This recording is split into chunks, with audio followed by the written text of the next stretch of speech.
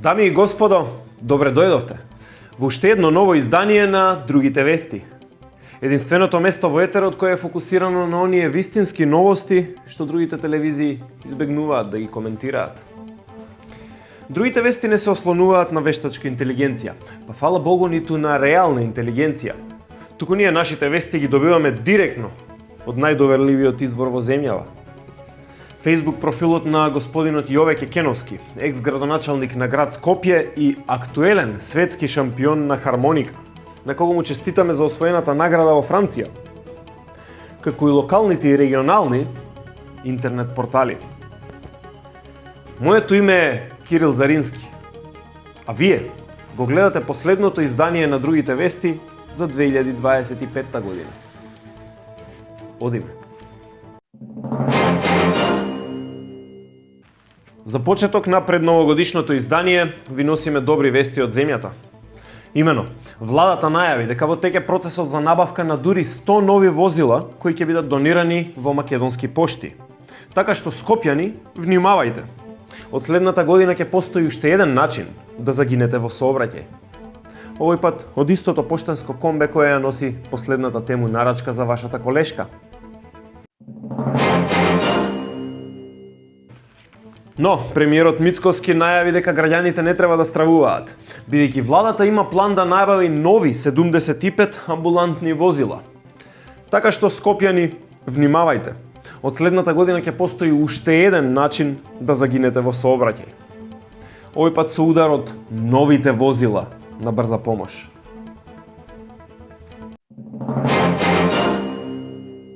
Ајде да одиме со вести од светот и кон малку поведри теми. Интересно истражување ни доаѓа од Источниот блок, во кое се тврди дека дури 30% од возрастните руси веруваат во Дедо Мраз, иако е практично докажано дека тој не постои.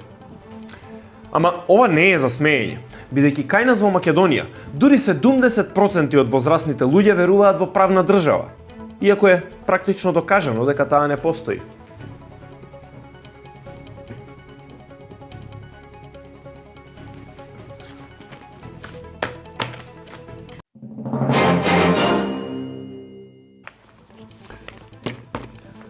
Апропо на претходната вест, се запали алармот во Западниот блок.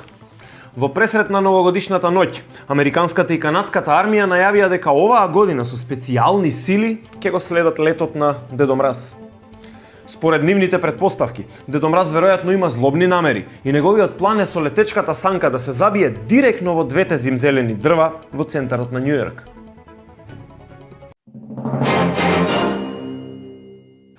Министерот за внатрешни работи, господинот Панче Тошковски, ја објави толеранцијата за камерите на системот Safe City.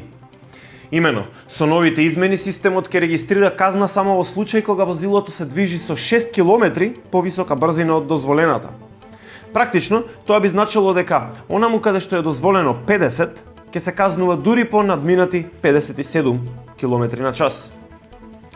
Запрашан како ова ќе влијае на зголемувањето на безбедноста на улиците, министерот Тошковски изјави, цитирам: "Појма немам, ама нели ќе беше поевтино да ги префарбаме знаците да покажуваат 57?"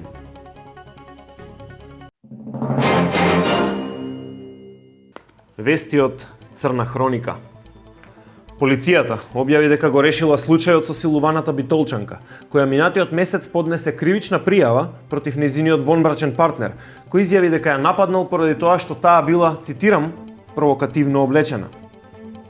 Полициските вештачења покажаа дека причината за нападот сепак не било тоа што битолчанката била облечена како ороспија, туку тоа што нејзиниот партнер бил облечен како силувач.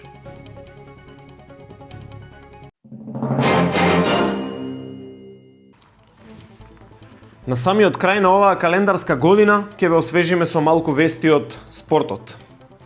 Председателот на Фудбалската федерација на Македонија, господинот Маса Ромерагиќ, во неговото предновогодишно интервју одговори на неколку жешки прашања поврзани со македонскиот фудбал.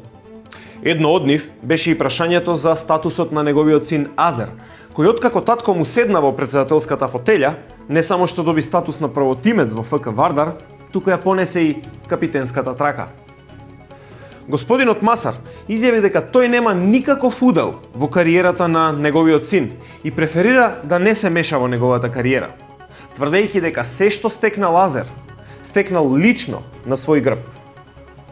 Поддршка за ваквата изјава Омера ги доби и од англискиот крал Чарлс, кој рече дека ниту тој не се меша во животот и кариерата на неговиот син, кој кога еден ден ќе стане крал на Англија, тоа ќе биде исклучиво по сопствена заслуга.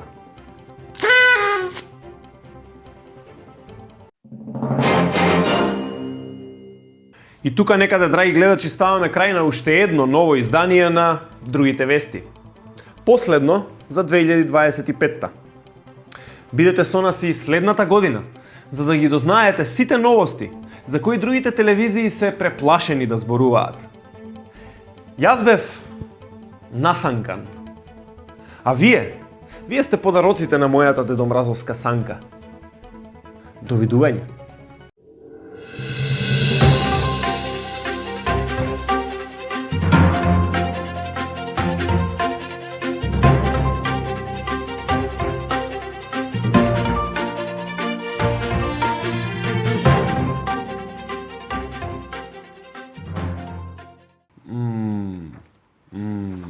Букви.